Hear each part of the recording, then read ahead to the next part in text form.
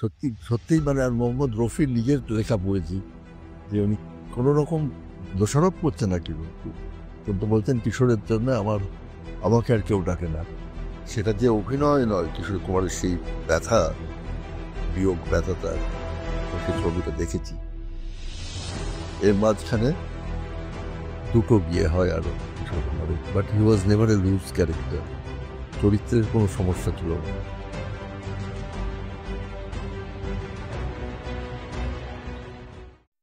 কিছু কিছু ব্যক্তিত্ব থাকে না যাদের ব্যাপারে আমাদের আলাদা করে কিছু বলে দিতে হয় না। তাদের গান, তাদের কাজ, তাদের এন্টারটেইনমেন্ট আমাদের প্রতিটা ক্ষেত্রে মোটিভেট করে এবং বাঙালি হিসাবে আমাদের গর্বের অনেক কারণ দিয়ে যায়। কিশোর কুমার মানুষটি কিছুটা এরকমই ছিলেন এবং তার সম্বন্ধে জানার ইচ্ছা বাঙালির কাছে প্রখর। অনেক রকমের গল্প তোমরা এখন অবধি শুনেছ, কিন্তু তার পারিবারিক সূত্রে তার গল্প কেমন ছিল সেইটা আজকের এপিসোডে তোমরা জানবে। আজকের এপিসোডে আমাদের গেস্ট শ্যামল গাঙ্গুলি, তারই পরিবারের একজন, যিনি বলবেন কিশোর কুমারের সম্বন্ধে অনেক ঘটনা যেটা তোমরা আগে কোনোদিন শোনোনি। তো জেঠু কেমন আছো?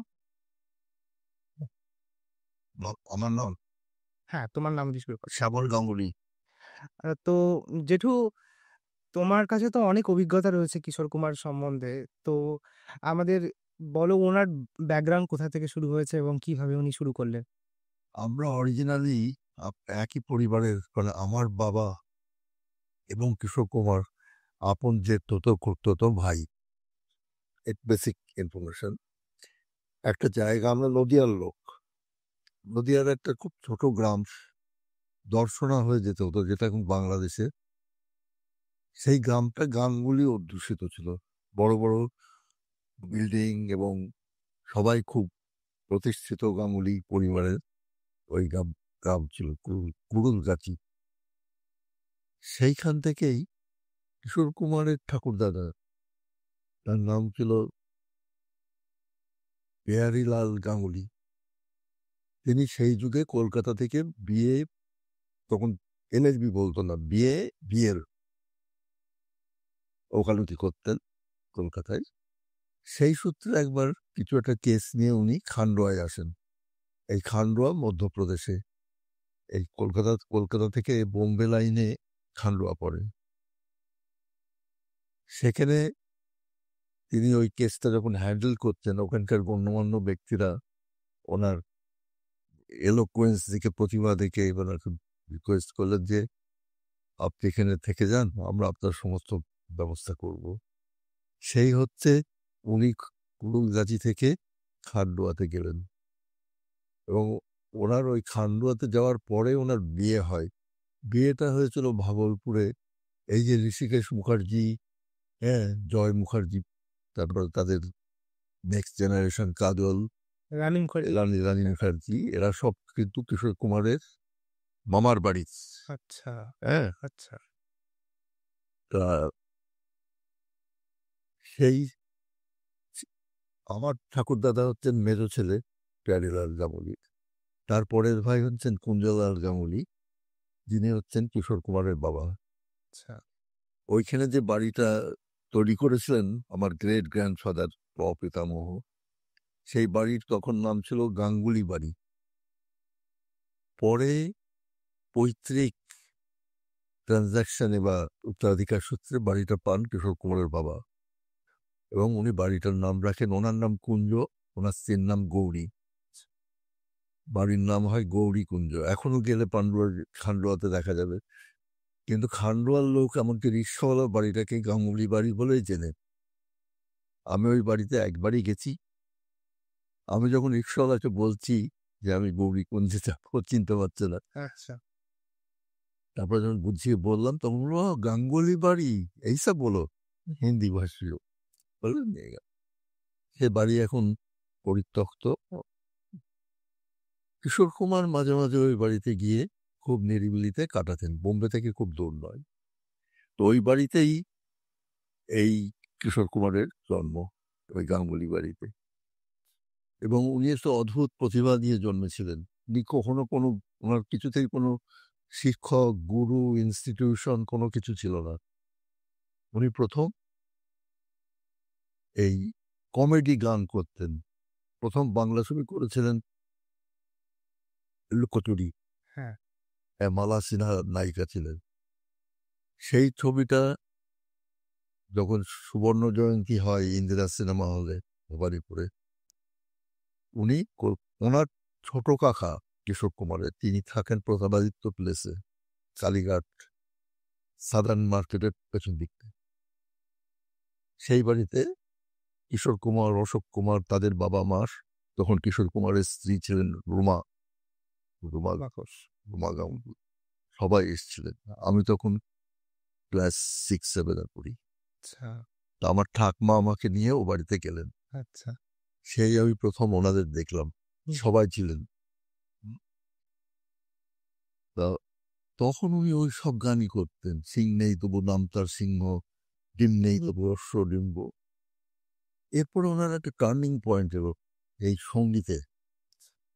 সেটা হচ্ছে একদিন উনি রাত্রিবেলায় সত্যজিৎ রায়ের ফোন পেলেন। সত্যজিৎ রায় আবার ওই মামার বাড়ি সম্পর্কে রিলেটেড। সত্যজিৎ রায় মামাবাড়ি সম্পর্কে ছিলেন? রিলেটেড, উনি মানিক মামা বলে ডাকতেন। আচ্ছা, ওনার মামা ছিলেন? সত্যজিৎ রায় মামা হচ্ছেন সম্পর্কের আচ্ছা কিশোর কুমারের। আচ্ছা। বললেন যে কিশোর কুমারের নিজের লেখা থেকেই বলছি আমি। উনি বললেন যে আমি অনেক রাতে মানিক মামার ফোন পেলাম, কালকে তুমি ফার্স্ট ফ্লাইটে বোম্বে থেকে কলকাতায় এসো, আমাদের লোক থাকবে, তোমাকে রিসিভ করে নিয়ে আসবে, তোমার একটা বিশেষ কাজ আছে। কিছু বললেন না এর চেয়ে বেশি। আচ্ছা, ওই সময় সত্যজিৎ রায় চারুলতা সিনেমাটা করছেন। এটা কত সালের ঘটনা তাও? এটা 50-এর দশক, 55-56, আমি চারুলতা বেরোম সময়। তা সত্যজিৎ রায় অনেককে দিয়ে একটা গান ট্রাই করেছেন, আমি চিনি গো চিনি তোমারে ও গো বিদেশিনী, কিন্তু তার মনোপ্রদ হচ্ছে না। ওটা একটু উচ্ছল হবে গানটা আর কি। হ্যাঁ, চারুলতা সিনেমা যে দেখেছে তারা জানবে যে সৌমিত্রর লিপসে মাধবী ওখানে। মাধবী মুখোপাধ্যায় ওই পিয়ানো সামনে গান হচ্ছে। তো ফার্স্ট ফ্লাইটে কিশোর কুমার এলেন কলকাতা, সেখানে HMV লোক ছিল, HMV স্টুডিও তখন যশোর রোডে ছিল, ওকে পিক আপ করে যশোর রোডে নিয়ে আসা হলো এবং 8 ঘন্টার মধ্যে সব হয়ে গেল রেকর্ডিং। আমি চিনি গো চিনি তোমার, সেই উনি প্রথম ইন্ট্রোডাকশন পেলেন রবীন্দ্রসঙ্গীতের স্বাদ। এরপরে উনি অনেক রবীন্দ্রসঙ্গীত গেয়েছেন, অ্যালবামস আছে কিশোর কুমারের রবীন্দ্রসঙ্গীতের, এবং উনি সিনেমাতেও হিন্দিতে যেমন দুর্গা গনকা ছাও মে ইত্যাদি, উনি একটু প্যাথোজে চলে এলেন কমেডি থেকে। আচ্ছা, হ্যাঁ, এবং তখন অশোক কুমার ওনার গান ভীষণ পছন্দ করতেন, ওনারা নিজেদের মধ্যে হিন্দিতে কথা বলতেন এবং অশোক কুমার ওকে কিশোরিয়া বলে ডাকতেন। আচ্ছা, কিশোরিয়া ও গানা তোরা শোনাও, হ্যাঁ বলে বলতেন ওই দুর্গা গনকা ছাও মে। বা এই ভদ্রলোকের কখনো কোনো ট্রেনিং হয়নি, কোনো গুরুর কারোর কাছে, মানে ভগবান দত্ত ট্যালেন্ট কিং উনি জন্মেছিলেন, ভেরি রেয়ার প্রতিভা। সত্যি ঘটনা। হ্যাঁ, এইটুকু প্রাথমিক আমি বললাম। কিশোর কুমার অশোক কুমারের চেয়ে প্রায় 14 বছরের ছোট। হ্যাঁ, তো দাদামণি তো বলেছিলেন যে ওনাকে প্রথমে উনি তো গান করতে চেয়েছিলেন আমি যতটা জানি, কিন্তু দাদামণি বলেছেন তুমি অ্যাক্টিং এ একটুখানি দেখো, অ্যাক্টিংটা করো। তো সেই হ্যাঁ, ওটাও অনেক আগে থেকে উনি, ওই যে মেহমুদের সঙ্গে একটা সিনেমা আছে, মেরে ঘর কি খিড়কি মে, মেরি সামনে वाली खिड़की में एक चांद का टुकड़ा रहता है, এইসবগুলো হচ্ছে না প্রথম দিকের হিন্দি কমিক। ওখানে উনি অ্যাক্টিংও করছেন, গানও করছেন ওই সিনেমাটাতে। কিন্তু আস্তে আস্তে উনি একটু সিরিয়াসনেসে চলে এলেন। লাইফের শেষ দিকে কি একটু ডিসগাস্ট হয়ে গেছেন শোনা যায়। তবে এই এই ট্রেন্ডটা ছিলই, জিন্দেগি এক সফর হাই সোহানা, এটা একটা রিমার্কেবল গান কিশোর কুমারের। হ্যাঁ, এল্লা ইল্লা ইল্লা ইউবস। ডুডলিস গুলো শিখেছিলেন ওগুলো প্রথমবার ভারতীয় মিউজিকসে যে এনেছিল এই জিনিসপত্রগুলো। এবং ওনার একটা অদ্ভুত নিয়ন্ত্রণ ছিল, এই যে flow of art and music. ওই গানের পদ্ধতি বলছিস এটা আমি নিজেই ভালো করে দেন। হ্যাঁ, একটা সেখানে সবসময় যদি যত আনা হয় তারা তারা ক্রিয়েশন হলো এবং উনি বহু কিছু জানেন আমাদের ছোটবেলায় ভালো ছবি আগে আমার আমার কাছে শোনা আমার মনে হয় যে না জানে আমার ঠাকুর দাদা কম বয়সে মারা হয়ে যায় যিনি ওনার ব্যথা শেষে উনি ছবি আগে আসলে ঠাকুর দাদা আমার মাঠের দাদা মানে যেটা মশাই তখন ছিলেন না আমার বাবার বাড়ি আবার নদিয়া যাই মেহেরু বলে বলে জায়গায় সেখানে জানেন তো বলছেন যে আমি ফিরে এলাম খুব লাগাদু ছিলেন শ্বশুর খড়িটা এটাই কমাবি রেখে থেকে বালালে যে আর 18 সামনে দেবে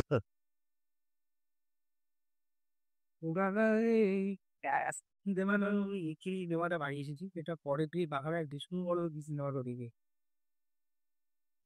এটা কিন্তু ওই এনভায়রনমেন্টে চলে হ্যাঁ সেটাকে এইভাবে করে কেউ ধরা হলো না তো কেউ জানাল না কারণ এটা লিখিত হয়ে গেল সেটা নিয়ে ওই ওই হলো মিডিয়া দিয়ে ওই অনেক লেখা করলো হলো বলে এটা তো ব্যাপার মানে এক সময় আমি যা জানি খুব ইউনিভার্সিটি হয়ে করেছে ছিল কিছু সময় আমার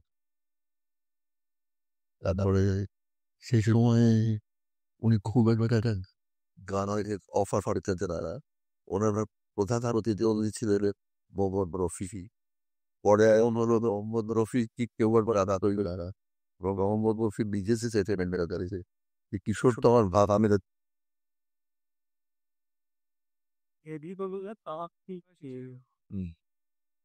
থাকতে দিই যে নিজে নিয়েছিলাম যদি আকাশ বানানিকে ওনাকে দেখা করে দেওয়া হয়েছে কিছু একটা টাকা আর ওই কারণ সেই এক্সপেক্ট ইমার্জেন্সি সময় মতো ব্যানা করে দেওয়া এর কোনো কিছু নেই কমার্শিয়াল জায়গায় হয় একটা দিয়ে একরকম বড় ফ্ল্যাশ করার কিন্তু তারা তাদের আসল পরিচয়টা তাদের গুণাগান দিয়ে সেখানে এনেনি কিন্তু সফল হয় নাই এক্সেসে রয়েছে বার এক্সেলেন্স সোশ্যাল একটা গুণেন কিন্তু দুটো প্রকৃতি ছিলেন শোনা যায় ও বিভিন্ন রকম প্রতি গণরান্নার এসেছে তো ওনার ছোটবেলার আমার গল্প বলো যেটা কদিন জায়গায় আমরা তোমার যাবে এই একটা যেরকম বললাম না শ্বশুরবাড়ি একটা ছোটবেলা যেরকম হয়ে যায় তত বারবার বয়স তারপরে উনি যে করেন অনেকেই জানেন যে পরিবারের মধ্যে সেইটা যেন সবাই জানে তো কেউ হাঁটা করতো কেউ চলে লাগাতো তো তার মনে ওই ধরনের জানা করতো একটু দেখে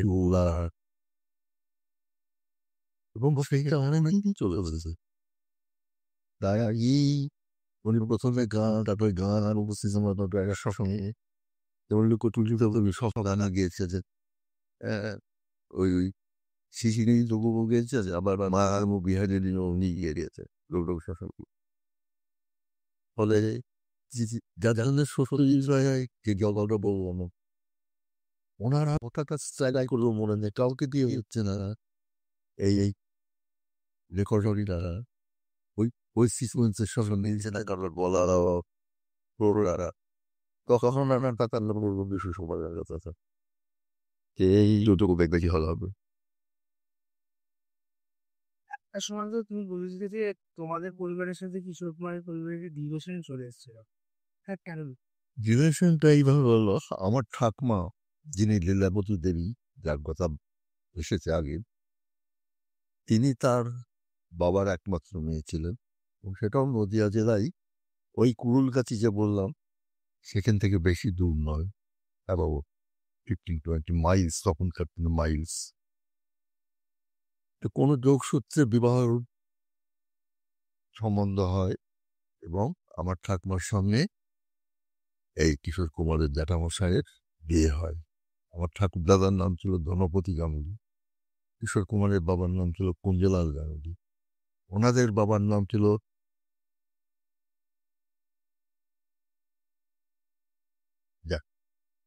বলেছি আগে। ঠাকুমা তখন খান্ডোয়া চলে গেলেন। তিনি তখন 14-15 বছর বয়স, বিয়ে হলো যখন। ওনার যখন 24 বছর বয়স আমার ঠাকুমার, তখন আমার ঠাকুরদাদা মারা যান। মারা যাওয়াটা একটু এইরকমের, খান্ডোয়াতে তখন প্লেগ হয়েছে, সব স্প্রেড, যেমন আমাদের করোনা হলো এরকম ভাবে প্লেগ স্প্রেড করছিল। তা একদিন ওনাদের বাড়িতে প্লেগটা ইঁদুরে স্প্রেড করো, তা একটা ইঁদুর ওরকম হঠাৎ করে মরলো। সেই ইঁদুরের মরাটা দেখে ওই গাঙ্গুলি পরিবার ঠিক করলো ওনাদের একটা গ্রীষ্ম নিবাস ছিল পাঁচগণিতে, ওটা মধ্যপ্রদেশে পড়ে, পিপারিয়া জংশন হয়ে যেতে পাঁচগণি হিল স্টেশন। সেই পাঁচগণিতে ওনারা চলে গেলেন তখন ওই পিরিয়ডের জন্যে। ওটা তো হিল স্টেশন। আমার ঠাকুরদাদা একটু ব্রঙ্কো অ্যাজমার পেশেন্ট ছিলেন, তাই ওইখানে একদিন বাবার সঙ্গে কিছু একটা মনোমালিন্য হয়েছে। উনি রাগ করে গিয়ে বারান্দায় সারা রাত শুয়েছেন আমার ঠাকুরদাদা, এবং ওই অসুখটা ওনাকে ওই দিন ধরল, এবং তাতে এমনি মারা যান আমার ঠাকুরদাদা। অ্যাবাউট 2 সপ্তাহ 3 সপ্তাহের মধ্যেই ওই ইয়েটা খুব অ্যাকিউট হয়ে গেল। তখন আমার ঠাকুমার 6 সন্তান, আমার বাবা ঠাকুমার কনিষ্ঠতম সন্তান। আমার বাবার তখন 1.5 বছর বয়স। ঠাকুমা তো বিধবা হলেন, হয়ে ওই বাড়িতে আছেন কিছুদিন। শ্বশুর মশাই খুব স্নেহ করতেন যেসব পরের বাবা। উনি মারা যাওয়ার পরে থাকাটার সহজ হলো না। এদিকে উনি আবার ওনার বাবার একমাত্র মেয়ে, তার বাবার নাম ছিল জীবন কৃষ্ণ মুখোপাধ্যায়, ঠাকুমার বাবা। তিনি বললেন যে একে অনেক সম্পত্তি ছিল, এর শশী না দেখলে ওর বাবা, আমার ছোট ভাই, ওই বাড়িতে দীর্ঘদিন থেকেছে, প্রপার্টির পরিমাণ যেন, আমরা যে বাড়িতে আমি জন্মেছিলাম সেই বাড়িটা 6 বিঘে জমির ওপরে। পাথর ইট ছুড়লে যেদিকেই ছুড়ি আমাদের সীমানার মধ্যেই পড়বে। ঠাকুমার বাবা বললেন, তুই ওখানে কেন পড়ে থাকবি, সব সম্পত্তি তো তোর। ওনার একটা দাদা ছিল ঠাকুমার, তিনি নিউমোনিয়া, ওই সময় এইসব রোগগুলো খুব মারণ রোগ ছিল, নিউমোনিয়া, টিবি, টাইফয়েড। তিনি ঠিক বিয়ে হবে, সব আয়োজন হচ্ছে, পঞ্চানন মুখোপাধ্যায় তার নাম, সেই সময় তিনি মারা যান। তাও আমার ঠাকুমার বাবা প্রায় পাগল হয়ে যাওয়ার মতো অবস্থা, একমাত্র ছেলে মারা গেছে বলে। কিন্তু ভগবান অলক্ষ্যে হাসেন। ঠাকুমা বিধবা হয়ে যদি বাপের বাড়ি চলে আসতেন, আর দাদা যদি বেঁচে থাকতো, তাহলে আউট হাউসে বিধবা পিসিমারা যেরকম থাকেন সেইভাবে থাকতে হতো। তার বদলে উনি ফিরে এলেন, সমস্ত জমিদারিটা ওনার হাতে। উনি, আমরা ছোটবেলাতেই দেখেছিলাম সিল দিয়ে জমিদার শ্রীমতী লীলাবতী দেবী সই করতেন। ঠাকুমা কে দেখে দেখে নিলেন ওনার বাবা।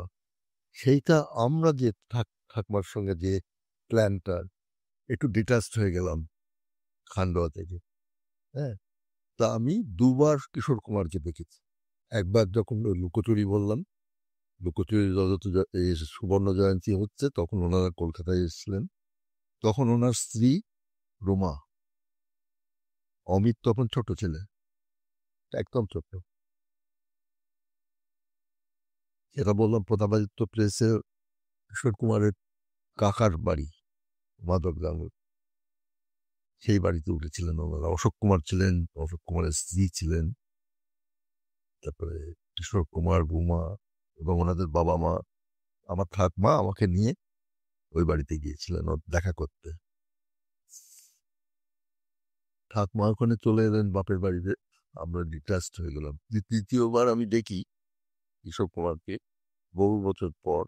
আমি তখন কুয়েতে চাকরি করি, উনি কুয়েতে একটা পারফরমেন্স ছিল, সেই জন্য এলেন। হিলটন হোটেলের বলরুমে হবে সেটা, এবং উনি হলিডে ইন হোটেলে ছিলেন। তখন অমিত অনেক বড়, তোমাদের বয়সী। আর ওর স্ত্রী তখন হচ্ছেন লীনা চন্দ্রভারকার, এখনো যিনি বেঁচে আছেন, বৃদ্ধা। এর মাঝখানে দুটো বিয়ে হয় আরো কিশোর কুমারের, but he was never a loose character, চরিত্রের কোনো সমস্যা ছিল না। তিনি যেখানে বিয়ে কাজ করছে না, এখানে কেন কন্টিনিউ করব, মিউচুয়াল সেপারেশন হয়েছে। যেমন যেমন মধুবালা মারাচ্ছেন, কিন্তু রুমা এবং যোগিতাবাদী খুব স্বচ্ছ মনের ছিলেন না আর কি। ও অনেক অ্যাডভান্টেজ দিল কিশোর কুমারের, ওয়ার্ল্ড ট্যুর করলো, হেন তেন, পরে তো মিঠুনকে বিয়ে করে চলে গেল। যাই হোক, আমি ওইখানে কিশোর কুমারকে, উনি যে পারফর্ম করতে এসছেন, দীনা চন্দ্রভারকার, তাদের একটা ছোট বাচ্চা 4-5 বছর তখন বয়স, অমিত কুমার, এরা 4 জন ছিলেন। উনি বরাবরই একটা স্টান্ট ম্যান কিশোর কুমার। ফাংশনটা কিভাবে শুরু করলেন, হিলটন হোটেলে অডিটোরিয়ামে খুলে গেল, পর্দা খুলে গেল। তখন যেহেতু একটা মরুভূমির দেশ ওটা, মিডল ইস্টে, উনি ওই আরবদের পোশাক পরে, ওটাকে দিসদাসা বলে, ওই যেটা সাদা পোশাক পরে না আরব, মাথার উপরে একটা হেড ড্রেস থাকে, ঠিক ওই ড্রেস পরা, ওনার ওই ছোট বাচ্চাটা ওই ড্রেস পরা, তা উটের পিঠে চেপে, উটটা একেবারে স্টেজের ওপরে এলো, এসে হাঁটু গেড়ে বসলো। আর ওনারা, হ্যাঁ, আর ওনারা উট থেকে যে নামলেন, সমস্ত হল ফেটে পড়লো একেবারে হাততালিতে। আর এই দুবারই আমি মানে আমি ওই হলিডে ইন হোটেলে আমার ছেলেকে নিয়ে গিয়েছিলাম, প্রাথমিক কিছুক্ষণ গল্প টল্প করে চলে আসে। হ্যাঁ, আমি ঘরে গেলাম হলিডে ইনে, অমিত কুমারও ছিলেন, লীনা চন্দ্রভারকার ছিলেন, উনি ওই রাতের গান রিহার্সাল করছিলেন ঘরে। এই এই দুবার আমি কিশোর কুমারকে দেখেছি। He always wanted to live young. তিনি বলতেন যে যতদিন আমি ইয়ং আছি, আমি জীবিত আছি, না হলে আমি মৃত, আমি যেন জরা বার্ধক্যে না যাই, বলতেন এই কথাটা খুব। সেই ফেটফুল ডেতে 13ই অক্টোবর, যেই গল্প দিয়ে সমস্ত কটা শুরু হয়েছিল সেটার ব্যাপারে কিছু জানতে চাই। মানে শোনা যায় যে ওনার বিয়ের পরে উনি খুব ডিপ্রেসড হয়ে পড়েছিলেন। মানে বিয়েতে যে সমস্ত ঘটনা ঘটেছিল, বিবাহিত জীবন যেরকম ছিল, অনেক ডিপ্রেশনের মধ্য দিয়ে ওনাকে যেতে হয়েছিল। আর অ্যাকচুয়ালি এটা একটা কোইন্সিডেন্স যে কিশোর কুমারের 4টে বিয়ে হয়, all the 4 ladies were genius in their field. তাদের নিজের নিজের জায়গায় তারা সবাই খুব কৃতি ছিলেন। যেমন রুমার কথা তো বাংলার মেয়ে, আমরা সবাই জানি, কিন্তু তার ওই পার্টসটা নিয়েই ওদের মধ্যে ক্ল্যাশ হয় আর কি। কিশোর কুমার ঠিক সেভাবে চাইতেন না যে রুমা অত ফোরফ্রন্টে এসে পারফর্ম করুক বা কিছু, এই নিয়ে ওদের মধ্যে ক্ল্যাশ হয়। তারা ওরাও ভালোবেসে বিয়ে করেছিলেন এবং বেশ লম্বা লাইফ ছিল ওদের, অন্তত 12-14 বছর ম্যারিড লাইফ ছিল। যে রুমা গুহ যিনি ছিলেন, ওনার সাথে এই কাস্টের একটা সমস্যা হয়েছিল না সময়? কাস্টের একটা সমস্যা হয়েছিল যেটা দাদামণি মানতে চাননি। এটা শোনা যায় যে কাস্টের একটা কিছু সমস্যা হয়েছিল যে কাস্ট, হ্যাঁ, উনি অ্যাকচুয়ালি রুমা পিসি হচ্ছে ঘোষ। হ্যাঁ, তারপরে রুমা গাঙ্গুলি হলেন, ডাইভোর্স হয়ে চলে এলেন এসে, তারপর রুমা গুহটা ঠাকুরতা হলেন। হ্যাঁ, তো কতটা কাস্ট নিয়ে প্রবলেম ছিল কিনা আমরা শুনিনি, তার কারণ একটা ছবি দেখাই, এই ছবিটা পরে দিয়ে দেবে। যেটু আমি একটা গল্প শুনেছিলাম, মানে তুমি বলো যেটা ঠিক কি ভুল। আমি শুনেছিলাম যে দাদামণির কিশোর কুমারের গলা সুর তেরকম পছন্দ আসতো না। এবার কি হয়েছিল ছোটবেলায় যে একবার ওনার পা মনে হয় কিছুতে কেটে গেছিল, আর উনি এই কেটে যাওয়ার জন্য উনি সারাদিন কান্নাকাটি করতেন। তো দাদামণি একবার তার ইন্টারভিউতে বলেছিলেন যে এই পায়ে ব্যথা কাঁদতে, কাঁদতে এমন কেঁদেছেন যে ওনার গলা ঠিক হয়ে গেছে। এরকম অনেক মজাদার গল্প আছে ওনার নামে। হ্যাঁ, আবার উনি খুব টাকা নিয়েও পার্টিকুলার ছিলেন। সেটা নিয়ে একটা ছোট্ট মজার গল্প বলি। একবার বোম্বেতে এই ফিল্মের অ্যাসোসিয়েটেড লোকেরা ক্রিকেট খেলবে, একটা ক্রিকেট ম্যাচ হবে, সেই জন্য তারা কিশোর কুমারের কাছে চাঁদা চাইতে এসছে। কিশোর কুমার তাদের দেখে ভীষণ রেগে গেছেন। তারা সবাই কেউ ডাইরেক্টর, কেউ মিউজিক ডাইরেক্টর, কেউ ফিল্ম ডাইরেক্টর, যারা এসছেন বলছেন যে তোমরা যখন প্লেব্যাকের জন্য শিল্পী নির্বাচন করো তখন তোমরা রফিকে নাও, মহেন্দ্র কাপুরকে নাও, আর টাকার জন্য আমার কাছে 1 পয়সা পাবে না, যাও। সেই উনি এমনভাবে প্রতিষ্ঠিত হলেন, এই মহেন্দ্র কাপুর, মোহাম্মদ রফি, এরা সত্যি সত্যিই মানে, আর মোহাম্মদ রফির নিজের লেখা পড়েছি যে উনি কোনো রকম দোষারোপ করছেন না কিশোর, কিন্তু বলতেন কিশোরের জন্য আমাকে আর কেউ ডাকে না। সত্যি ঘটনা। আমি এরকমও শুনেছিলাম যে কোনো একটা প্রোডিউসার ওনাকে হাফ টাকা দিয়েছিল বলে সিনেমা সেটে উনি হাফ মেকআপ পরে চলে গেছিলেন। এরকমও গল্প শোনা যায়।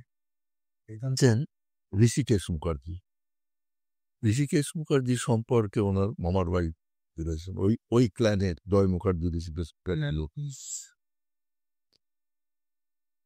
তা উনি প্রথম, উনি আর একজন হচ্ছেন যিনি খুব পায়োনিয়ার কিশোর কুমারকে সামনে নিয়ে আসার জন্য, তিনি হচ্ছেন শচীন দেব বর্মন। শচীন দেব বর্মনের কেউ কিশোর কুমার বরাবর মানে পথপ্রদর্শক মানতেন, এবং একটা ছবি আছে শচীন দেব বর্মন যখন মারা গেছেন তার পাশে কিশোর কুমার যে বসে আছেন, সেটা যে অভিনয় নয়, কিশোর কুমারের সেই ব্যথা, বিয়োগ ব্যথাটা আর কি, আমি সেই ছবিটা দেখেছি। শচীন দেব বর্মন প্রথম আবিষ্কার করেন যে এই লোকটার মধ্যে সঙ্গীতের প্রতিভা আছে, এবং শচীন দেব বর্মন তার অনেক সঙ্গীত পরিচালনা করেছেন, কিশোর কুমারকে সেখানে নিয়ে এসেছেন, কিশোর কুমারকে দিয়ে গান গাইয়েছেন। তিনি খুব উত্থান পতনের মধ্যে প্রথম ফেজটা গেছে আর কি। তারপরে যখন উনি একটা জায়গায় এসে পৌঁছলেন তখন আর পেছন ফিরে তাকাতে হয়নি। এই যে আকাশ কুমার গাঙ্গুলি যে সময় কিশোর কুমার হয়ে ওঠে, মানে এই একদম ভূমি থেকে একদম আকাশ অব্দি যে সফরটা করেছে, তোমার কি মনে হয় কেন এই জিনিসটা উনি করতে পেরেছিল? কি কিশোর কুমারের আলাদা কি ছিল যেটা তাকে আমার সময় গাঙ্গুলি কিশোর কুমার করেছে? কেন উনি সবার থেকে আলাদা? ওটাকে ইংরেজিতে বলে স্পন্টেনিটি। কিছু শিখতে হতো না, বলে দিতে হতো না, ওর যে থেকেই বেরোতো। হ্যাঁ, সেই সেই যে স্পন্টেনিটিটা কিশোর কুমারের, এটা কিন্তু চট করে, যেমন আমি একটা দৃশ্য দেখেছি যেখানে হেমন্ত মুখোপাধ্যায় সঙ্গীত পরিচালক লতা গান গাইবেন, লতার হচ্ছে না কিছুতেই, হেমন্ত মুখোপাধ্যায় কান মুলে দিচ্ছেন, সেই ছবি দেখি। তো তখনকার দিনের ফিল্ম স্টার বলে একটা ম্যাগাজিন বেরোতো, তাতে হ্যাঁ কিছুতে যতবার হেমন্ত বলছেন লতার সুর তাতে নিতেন, অনেকটা ওই সাউন ক্লাব মাহিনা মধ্যে যে যেরকম আছে আর কি, কিছুতেই লতার সুরটার মধ্যে ওই শয়ে শয়ে একটা প্রবলেম ছিল লতার, কিন্তু এইগুলোতে কখনো কিশোর কুমারকে আক্রমণ করেনি, স্বচ্ছ ছিলেন একেবারে। হ্যাঁ, ওটা গড গিফটেড আর কি, ঈশ্বর প্রদত্ত একেবারে। হ্যাঁ, যখন যেখানে যেভাবে ফিট করে, খুব ছ্যাবলামো হলে খুব ছ্যাবলামো করেছেন, আবার দুর্গমন ছাউয়ের মতন সিনেমাও করতেন। তোমার কখনো মনে আছে কিশোর কুমার যতটা সম্মান দ্বিধা কাটকারি কম দিয়েছে? কিশোর কুমারের এই গানটা নিয়ে একটা ছোট্ট কথা বলি, ওই জিন্দেগি এক সফর হাই সোহানা, আমি অনেক জায়গায় বেরিয়েছি, তার মধ্যে গোটা ইটালি আমি বাই রোড বাই ট্রেন বেরিয়েছি। তা আমি সেদিন একটা ওদের টুরিস্ট বাসে যাচ্ছি আর কি, রোম থেকে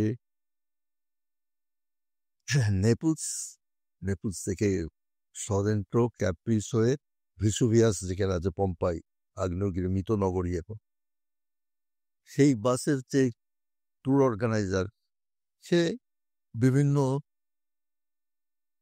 পর্যটককে ডাকছেন, বলছেন এখন আমরা জাপানি গান শুনবো, এখন আমরা অমুক শুনবো, এখন তমুক শুনবো করে। এক ভদ্রমহিলা, আমাদের ভারতীয় বাঙালি, ঘটনা চক্রে তিনি আমার স্ত্রী, তাকে ডাকলেন, এবার আমরা ভারতীয় গান শুনবো। তা ওই কিশোর কুমারের গানটি গাইলো, জিন্দেগি এক সফর হ্যায় সোহাদা। আর সমস্ত বাস হাততাল করতে, এত রিদিম ওটার মধ্যে না। হ্যাঁ, তারপর ওইটাও করলো কিশোর কুমার মতো, উল্লাই উল্লাই হু, হ্যাঁ সেটাও করলো। এরপরে ওই ভদ্রমহিলাকে ডেকে বলে যে এই পারফরমেন্সটা বেস্ট হয়েছে, সেই জন্য আমরা একটা গিফট দিচ্ছি ওনাকে, বলে একটা সিল্কেস প্রেজেন্ট করলেন। সেটাও কিশোর কুমারের গান। যেটা একটা জিনিস আমার জানার আছে তোমার থেকে, অনেকে এটা বিশ্বাস করেন যে কিশোর কুমার আরো বেশি সম্মান ডিজার্ভ করতেন, কিন্তু সেই পরিমাণে সম্মানটা তিনি যে পরিমাণে কাজ আমাদের দিয়েছেন সেই তুলনায় পান না। এটা কি তুমি বিশ্বাস করো? এক তো উনি অলমোস্ট মিডল এজে চলে গেলেন, হি ওয়াজ ইন mid-50s। তারপরে প্রথম দিকে অনেকটা টাইম চলে গেছে ওনার ভাঙা গড়ার মধ্যে, ফলে অ্যাকচুয়াল টাইম যেটাতে মানে পিক পিরিয়ড, সেটা কিন্তু ব্রিফ, খুব লম্বা নয়। হ্যাঁ, তা তার মধ্যে উনি যা করেছেন আমার মনে হয় যথেষ্ট। যেখানে উঠেছেন, যেখানে আজকেও মানে অবিসম্বাদিত একজন একচ্ছত্র যেন হিরোর মতন রয়েছেন, সঙ্গীত এবং প্রতিভা ছিল, যেমন গান করতেন তেমন অভিনয় করতেন। কিন্তু কয়েকটা জায়গায় প্রশ্ন ওঠে যে উনি ওই ব্রেক থ্রুটা পেয়েছিলেন, মানে দাদামণির থেকে ওই ব্রেক থ্রুটা পেয়েছিলেন, যেখানে অন্যান্য সিঙ্গাররা সেটা পায়নি, তাদের সেটাকে নিজেরাদের তৈরি করে নিতে হয়েছে। এক্ষেত্রে মনে হয়েছে যে কোথাও একটা গড গিফটেড ব্যাপার ছিল, বা কোনোভাবে একটা ফার্স্ট চান্সটা তুমি পেয়ে গিয়েছিলেন, এরকম কোথাও মনে হয়? দাদামণিকে উনি খুব ধ্রুবতারার মতন করে মানতেন, এবং গানের উৎসাহটা দাদামণি ছোট থেকেই দিয়েছেন। কিন্তু হ্যাঁ, কিশোরিয়া বলে ডাকতেন। কিশোরিয়া ও গানা, ওদের মধ্যে হিন্দিতে কথা হয়, ও গানা তোরা শোনা। তো আমরা একদম অনুষ্ঠানের একদম শেষে চলে এসেছি। তো খুব ভালো লাগলো তোমার সাথে কথা বলে। সত্যি আমি এত কিছু জানতামই না, আর মানে খুব ভালো লাগছে। কিন্তু এখনকার দিনে যে আর্টিস্টরা আছে, যারা নতুন, নতুন আসছে, অনেক প্রতিভাবান আর্টিস্ট আসছে, তাদের সাথে তো একটু হলেও কোথাও কিশোর কুমারের খুব পার্থক্য। আমাদের ভারত কোনোদিন আবার সেই কিশোর কুমারের মতন পাবে? ওটা মেইনলি এই যেটা লতা মঙ্গেশকর বারবার করে ইনসিস্ট করতেন, যে আরেকজনের গলাকে নিজের গলায় ফুটিয়ে কেউ শিল্পী হতে পারে না। সেইটা করেছে সবাই, কুমার শানু বা এরম জাতীয় শিল্পীরা, তারা কিন্তু ঠিক সেই জেনুইন ইয়েটা নেই আর কি, যেটা কিশোর কুমারের রয়েছে। উনি আর কাউকে নকল করেননি বা কারোর সুরকে নিজের গলায় ফোটানোর চেষ্টা করেননি।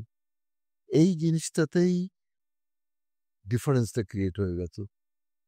আবার অনেকের আছে যেমন গলায় মিল আছে, যেমন দ্বিজেন মুখোপাধ্যায় কোনোদিন উঠতে পারলেন না সেইভাবে, যে ওনার গলার সঙ্গে হেমন্তর ভীষণ মিল ছিল। হ্যাঁ, এটাও একটা দুর্ভাগ্যের কারণ ছিল দ্বিজেনের জন্য। অথচ উনি একজন বিরাট শিল্পী ছিলেন, হ্যাঁ, রবীন্দ্রসঙ্গীতের উপরে বিরাট অবদান রয়েছে। কিন্তু ওই যেমন অনেকের গলা কিশোর কুমারের সঙ্গে মেলে, সে আর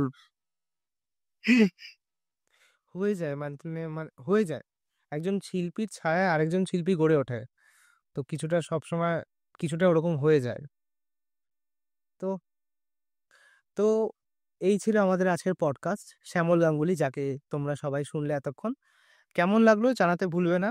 চ্যানেলটা নতুন, এরকম অনেক কনটেন্টস আসবে এই চ্যানেলটাতে। তো সাবস্ক্রাইব করতে ভুলো না, আর লাইক শেয়ার অবশ্যই করো। Stay tune.